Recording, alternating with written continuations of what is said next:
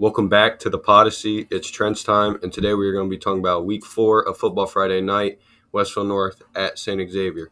So let's get to it. So Westerville North has had a rough past two games, getting shut out with the score of 80-0 in the last two games against Orange and Watterson. Watterson is the number one team in Division III, and Orange is the number one team in Division I.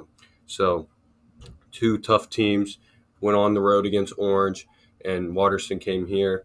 And this week they're at St Xavier, which is another tough matchup. St Xavier is number 2 in the whole state of Ohio and is nationally ranked 75th in the nation.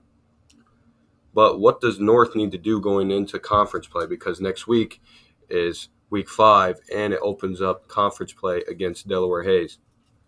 I think O-line needs to open up holes for Caden and Major. The O-line needs to get to the second level and open up holes for our running back so we can stay in the game and possibly win the game. I think we need to throw the ball more and trust our receivers and DC and Jaden.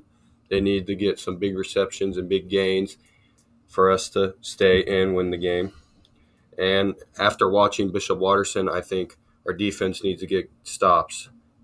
We had the quarterback, Drew Belisari, for Bishop Watterson get past our corners, and we can't let that happen if we want to stay in the game.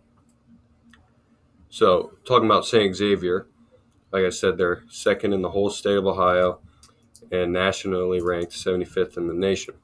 Some notable players, we got Jacoby Clapper, Notre Dame commit. He's a 4-star. Against Centerville, Week 2, he forced 1 fumble and 9 total tackles. Then you got Braden Riley, I don't know how to pronounce that. He is a Big Ten commit, Northwestern commit. And against Centerville, Week 2, he had 2 tackles and 1 forced fumble. So Westerville North going up to St. Xavier will be a tough matchup. But like I said in the previous podcast, I think this is good for North to get exposure from these top teams in the state of Ohio. So going into conference play, we'll be ready to go. Like I said, Big Walnut, you got Westland. Those two teams battled it out for the conference last year at Big Walnut, and it had to come down to a touchdown from Big Walnut.